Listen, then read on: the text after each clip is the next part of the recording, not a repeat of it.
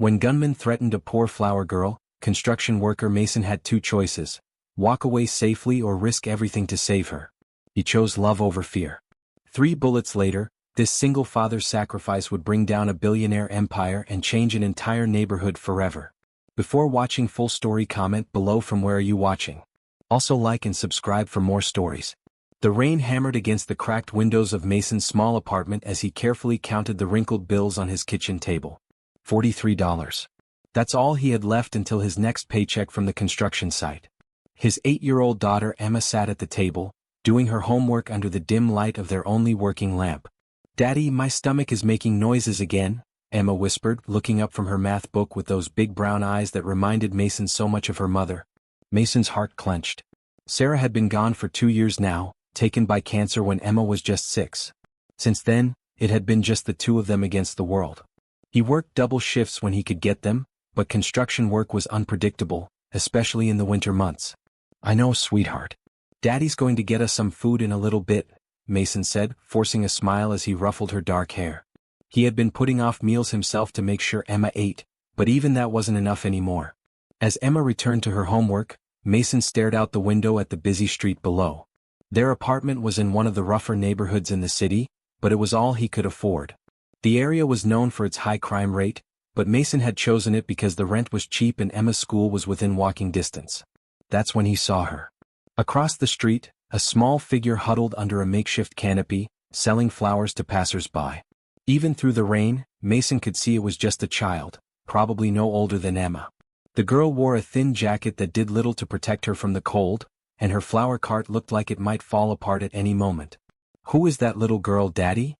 Emma had joined him at the window. Mason watched as person after person walked past the flower vendor without stopping. The child's shoulders sagged with each rejection, but she didn't give up. Something about her determination reminded him of Emma. "I don't know, baby, but she's working very hard." The next morning, Mason made a decision that would change everything. Instead of taking the bus to work, he walked Emma to school and stopped by the flower stand on the way back. Up close, he could see the girl was probably around 10 years old, with dirt smudges on her cheeks and clothes that had seen better days. "Good morning," Mason said gently. "What's your name?" The girl looked up suspiciously. In this neighborhood, adults didn't usually approach children with kindness. "Rosa," she said quietly. "These are beautiful flowers, Rosa. How much for this bouquet?"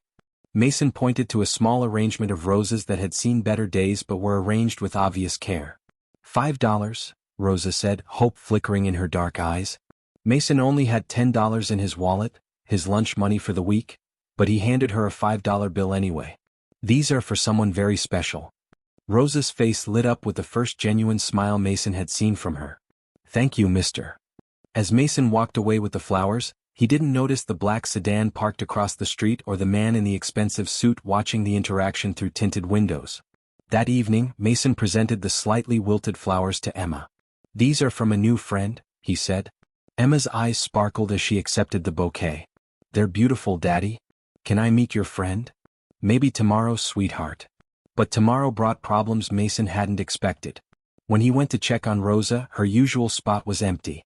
Concerned, he asked around and learned from other vendors that Rosa lived with her elderly grandfather, Miguel, who was sick and couldn't work anymore. Rosa was their only source of income. Mason found their small shack on the outskirts of the neighborhood. It was barely more than 4 walls and a roof, with gaps that let in the wind and rain. Through a broken window, he could see Rosa sitting beside a bed where an old man lay coughing. He knocked gently on the door. "Who is it?" Rosa's voice was scared. "It's the man who bought flowers from you yesterday. Mason." The door opened slowly and Rosa peered out. When she saw it was him, she relaxed slightly. "Is everything okay? I didn't see you at your flower stand today." Rosa's eyes filled with tears. "My grandfather is very sick. I had to stay home to take care of him. But if I don't sell flowers, we don't have money for food or medicine." Mason's heart broke. Here was a child facing the same struggles he knew all too well, trying to care for family when you barely had enough for yourself. "What if I help you?" Mason heard himself saying. "I could watch your grandfather while you sell flowers, or help you carry your cart to a better location." Rosa stared at him in disbelief. "Why would you help us? You don't even know us." Mason thought of Emma, of all the times he'd wished someone would extend a helping hand when they needed it most. Because everyone deserves kindness. And so began an unlikely friendship. Every day after work, Mason would stop by Rosa's shack. Sometimes he brought soup that he'd made extra of, claiming Emma didn't finish hers. Other times, he helped Rosa repair her flower cart or found better locations for her to sell. Emma often came with him, and she and Rosa became fast friends despite their different circumstances. Emma would help Rosa arrange the flowers while Mason sat with Miguel, reading to the old man or just keeping him company. "You are a good man," Miguel told Mason one evening, his voice weak but sincere. "Rosa hasn't smiled this much since her parents died." Mason learned that Rosa's parents had been killed in a car accident 2 years ago, the same time Sarah had passed away. The parallels between their stories weren't lost on him. What Mason didn't know was that his acts of kindness were being observed. The man in the black sedan had been watching, and he was not impressed by what he saw. Vincent Krueger was one of the most powerful men in the city. His empire was built on real estate, but everyone knew his money came from much darker sources. He owned most of the buildings in this neighborhood and had big plans for redevelopment. Plans that didn't include poor flower vendors or sick old men in shacks. Krueger had been systematically forcing out the longtime residents, either through intimidation or by making their lives so difficult they had no choice but to leave. Miguel and Rosa were among the last holdouts, and their presence was blocking a multi-million-dollar development deal. Seeing Mason's involvement complicated things. Krueger couldn't just bulldoze the shack now. Too many people had seen this construction worker visiting. He needed a different approach. The first warning came on a Tuesday evening. Mason arrived at Rosa's to find the door hanging off its hinges and the inside of the shack ransacked. "What happened?" Mason asked, finding Rosa huddled beside Miguel's bed, both of them shaking. "Men came," Rosa whispered. "They said we had to leave. When Grandpa said no, they broke things and said next time would be worse." Miguel struggled to sit up. "They wore expensive suits. One of them said this land belongs to important people now." Mason felt anger rising in his chest. He'd grown up in neighborhoods like this, had seen bullies push around people who couldn't fight back. But Rosa and Miguel weren't alone anymore. "You're staying with Emma and me tonight," Mason said firmly. "We'll figure out what to do tomorrow." That night, as Rosa and Emma slept in Emma's bed and Miguel rested on the couch, Mason sat at his kitchen table making plans. He didn't have much money, but he had something more valuable. He knew how to fight for people he cared about. The next morning, Mason took a day off work and went to the city planning office. He spent hours going through public records, following paper trails and asking questions. What he discovered made his blood boil. The land where Miguel's shack stood was indeed being sold, but the sale wasn't legal yet. There were proper procedures that had to be followed, notices that had to be given, and Miguel had rights as a tenant that were being ignored. Armed with this information, Mason went to see a lawyer friend from his old neighborhood who owed him a favor. "You're right," the lawyer confirmed after reviewing the documents. "They can't just kick him out. But Mason, you need to understand, you're going up against some very powerful people. Are you sure you want to get involved?" "I'm already involved," Mason said simply. Meanwhile, Vincent Krueger was growing impatient. His investors were asking questions about the delays, and every day that passed was costing him money. When he learned that Mason was digging into the legal aspects of the eviction, he decided it was time for a more direct approach. The attack came on a Friday evening. Mason had just picked up Emma from school and was walking to Rosa's shack to check on her and Miguel. The street was unusually quiet, and Mason's construction-honed instincts told him something was wrong. As they approached the shack, Mason heard Rosa screaming inside. "Stay behind me, Emma," Mason said, his voice suddenly hard and serious. They rushed through the broken door to find 3 men in expensive suits surrounding Rosa and Miguel. One of them had grabbed Rosa by the arm and was dragging her toward the door while she fought and screamed for her grandfather. "Let her go," Mason shouted. The biggest of the 3 men turned around with a sneer. "This doesn't concern you, construction boy. Walk away." "I said let her go." Mason's voice was deadly quiet now, the tone he'd learned growing up on the streets before Emma was born, before he'd reformed his life. The man holding Rosa laughed. "Or what? You'll call the police? They don't come to this neighborhood unless someone's already dead." That's when Mason saw the gun tucked into the man's jacket. Time seemed to slow down. Mason looked at Rosa's terrified face, at Miguel struggling to get out of bed to help his granddaughter, at Emma behind him trying to peek around his legs to see what was happening. In that moment, Mason made a choice that would define the rest of his life. "Emma, run to Mrs. Chen's store and call 911, he said without taking his eyes off the men. "Now?" Emma hesitated. "But Daddy..." "Now, Emma." Mason roared with more authority than he'd ever used with his daughter. Emma ran. "Smart move," the big man said. "But the police won't get here in time to help your little friends." That's when the second man pulled out his gun. Mason didn't think. He moved. Years of construction work had made him strong and fast. Years of being a single father had made him fierce when it came to protecting children. He lunged forward, tackling the man with the gun and sending them both crashing into Rosa's flower cart. The gun went off. Pain exploded through Mason's shoulder, but he didn't stop. He wrestled for control of the weapon while Rosa broke free and ran to her grandfather. The second shot hit Mason in the chest. He felt his strength fading, but he could see Rosa helping Miguel toward the door. They were almost safe. He just had to hold on a little longer. The third shot hit him in the abdomen. Mason collapsed, but his sacrifice hadn't been in vain. The commotion had attracted attention from the neighbors, and sirens could be heard in the distance. The three men looked at each other and ran, leaving Mason bleeding on the floor surrounded by crushed flowers. Rosa knelt beside him, tears streaming down her face. "Don't die, please don't die. You saved us." Mason tried to speak, but blood filled his mouth. He could hear Emma's voice outside, calling for him as the police and ambulances arrived. As the paramedics worked to save his life, Mason faded in and out of consciousness. In his lucid moments he saw Emma's frightened face, heard Rosa praying in Spanish, felt Miguel's weathered hand holding his. The last thing he remembered before everything went dark was a man in an expensive suit standing in the doorway, watching the scene with cold, calculating eyes. Mason woke up in the hospital 3 days later. Emma was asleep in a chair beside his bed, her small hand clutching his. Rosa sat on the other side, her eyes red from crying but alert. Miguel stood by the window, looking stronger than Mason had seen him in weeks. "Daddy." Emma burst into tears when she saw his eyes open. "I thought you were going to leave me like Mommy did." Mason's heart broke at the pain in his daughter's voice. With tremendous effort, he lifted his good arm to stroke her hair. "I'm not going anywhere, baby. I promise." A doctor came in and explained that Mason had been shot 3 times. One bullet had shattered his shoulder, another had punctured his lung, and the third had caused internal bleeding. He was lucky to be alive, but he would need months of recovery. "The police want to talk to you," the doctor said gently. "But only when you're ready." Mason looked at Rosa and Miguel. "Are you both okay?" Rosa nodded, but her eyes were serious beyond her years.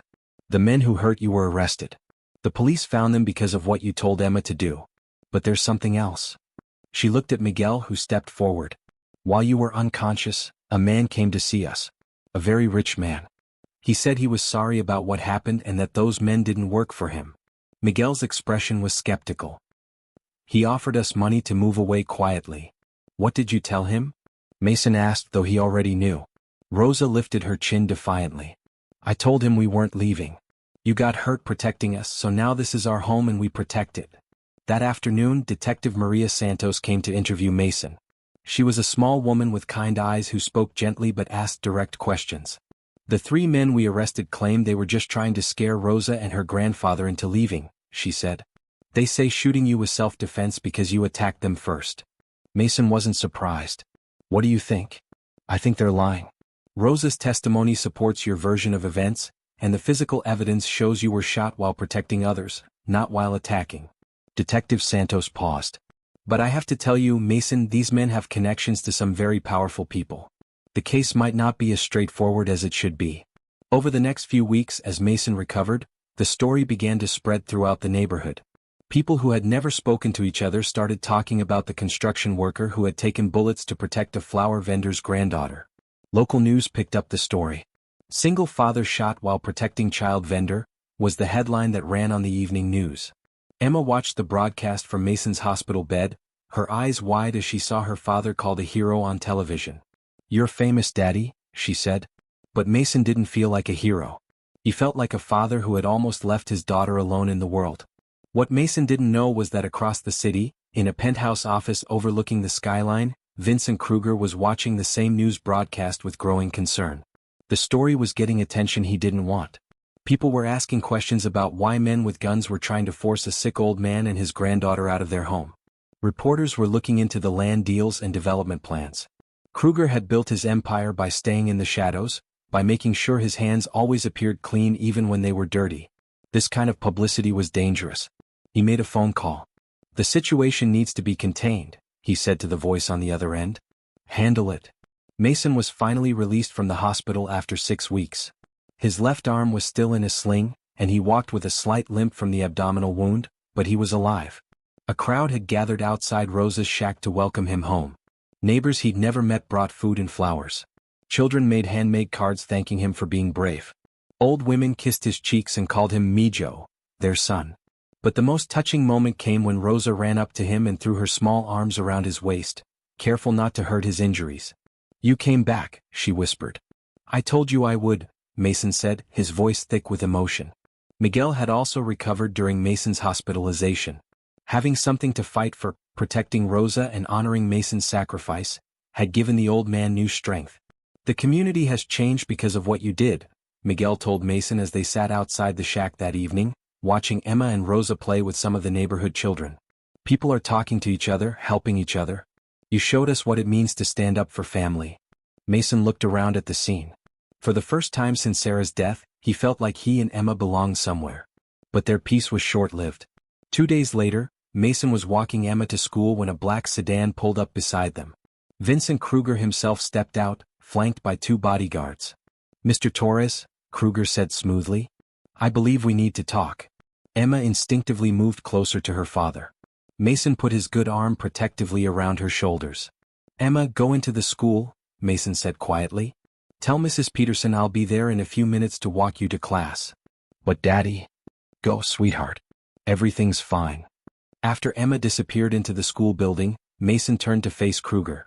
Up close, the billionaire was smaller than Mason had expected, but there was something cold and calculating in his eyes that made Mason's skin crawl. You've caused me a considerable amount of trouble, Mr. Torres, Krueger said casually, as if discussing the weather. I don't know what you're talking about, Mason replied. Krueger smiled, but it didn't reach his eyes. The land where your friends live is very valuable to me. My investors have put a lot of money into this development project, and delays are costing us millions. Then maybe you should have followed proper legal procedures instead of sending thugs with guns. Those men acted without my authorization, Krueger said smoothly. I regret that you were injured. In fact, I'd like to make it up to you. He pulled an envelope from his jacket and held it out to Mason. There's a check in here for $100,000.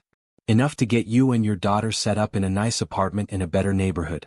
Maybe even a down payment on a house. Mason stared at the envelope but didn't take it. What's the catch? No catch. Just a gesture of goodwill from one father to another. Krueger's smile became more genuine, almost paternal. I have a daughter too, you know. I understand what it's like to want the best for your child.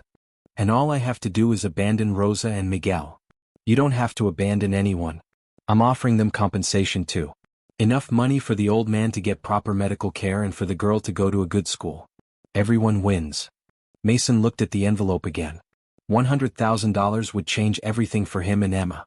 No more worrying about rent or food or whether he could afford to take her to the doctor when she was sick. But he thought about Rosa's face when those men had grabbed her.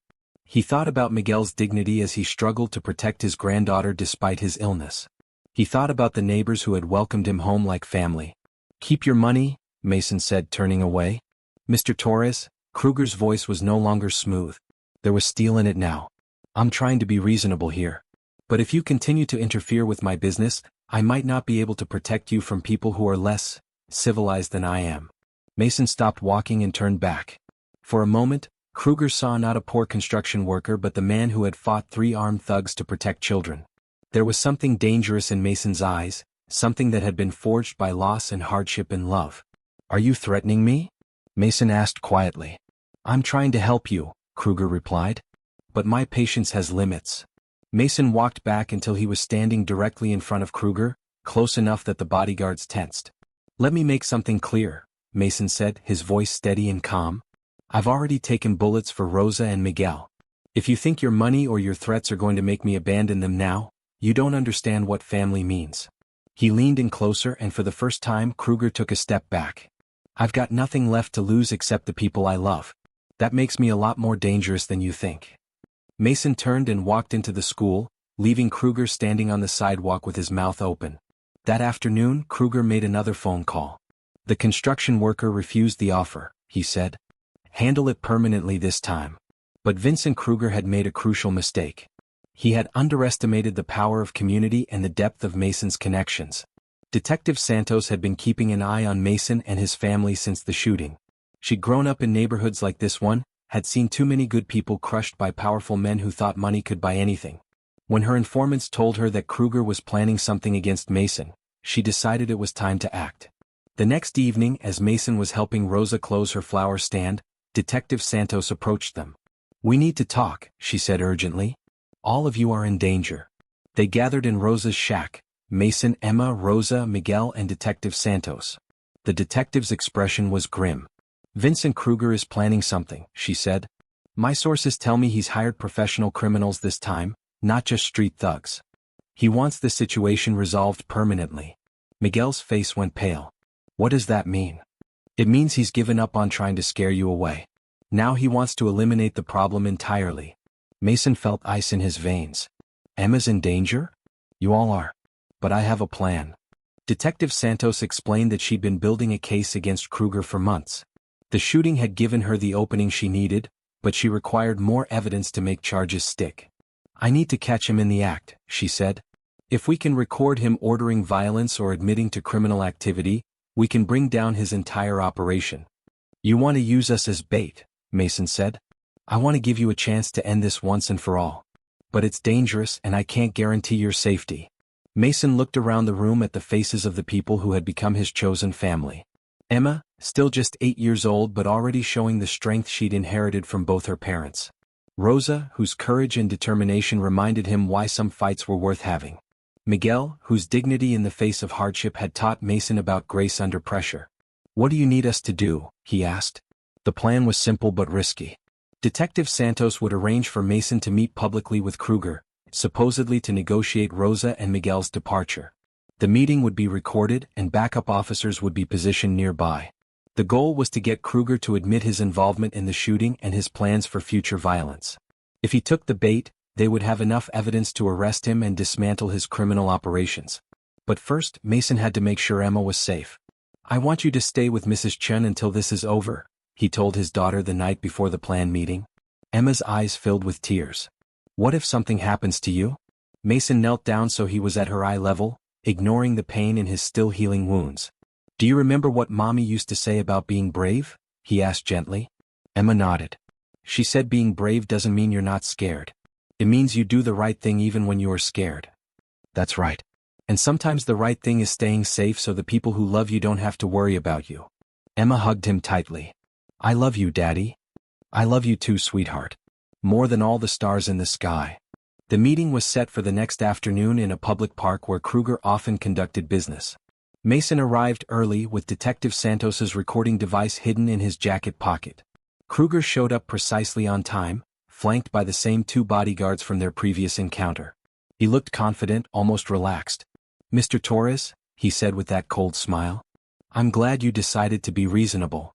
"I want to hear your offer again," Mason said carefully, following the script Detective Santos had given him. "It's quite generous.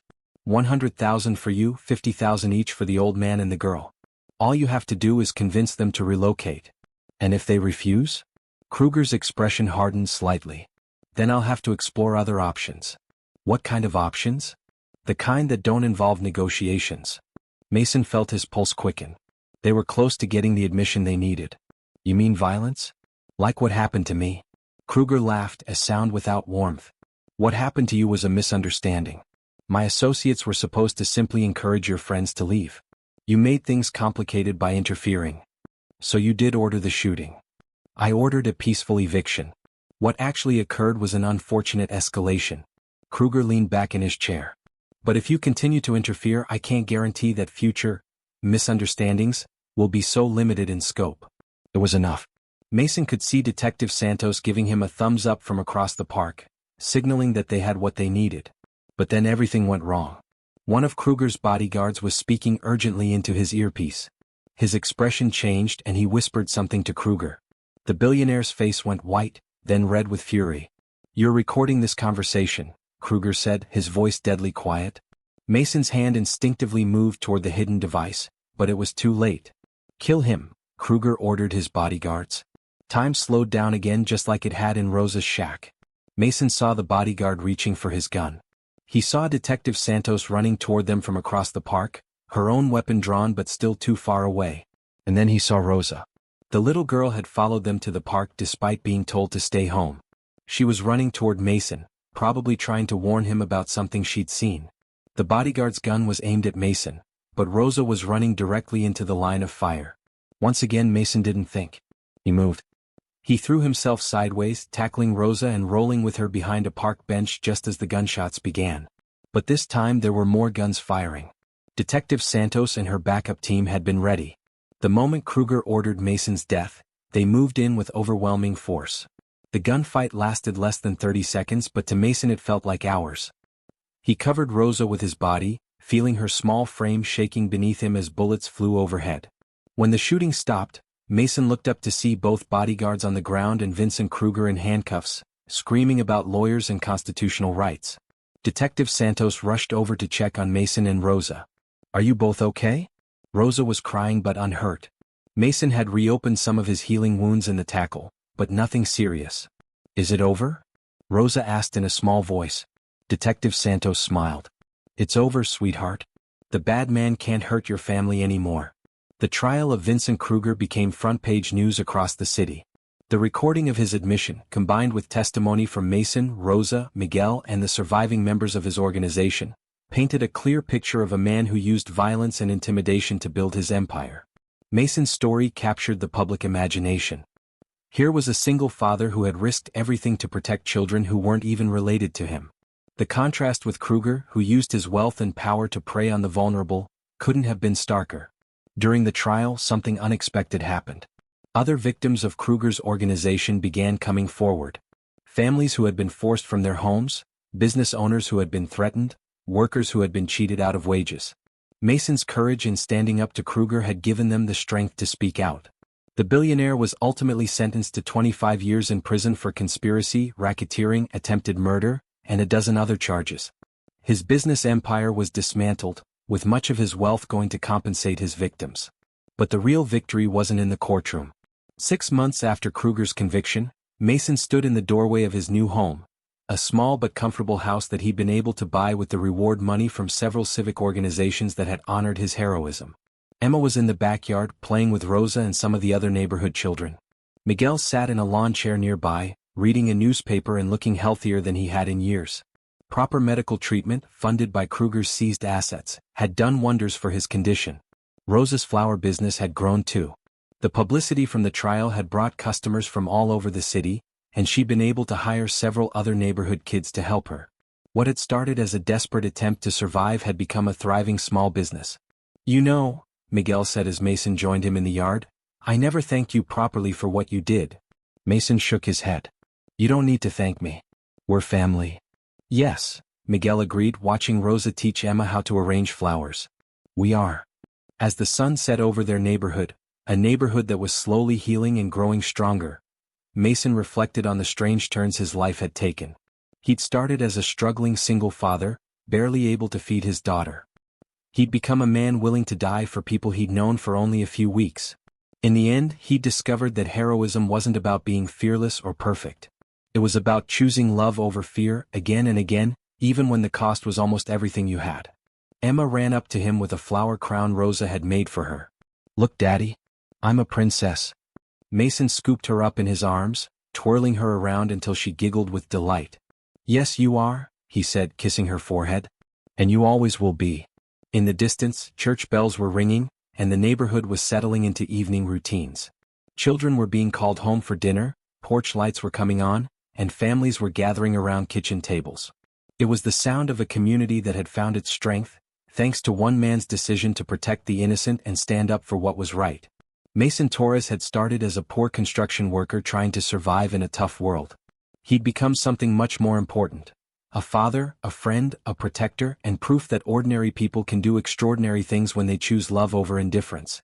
And in a small flower shop across town, a new sign hung in the window, "Torres and Rosa Family Flowers, where every bloom tells a story of hope." The story of Mason Torres reminded everyone who heard it that heroism isn't measured by the size of your bank account or the power of your position. It's measured by the size of your heart and your willingness to use it to protect others. In the end, that's a lesson worth more than all the money in the world.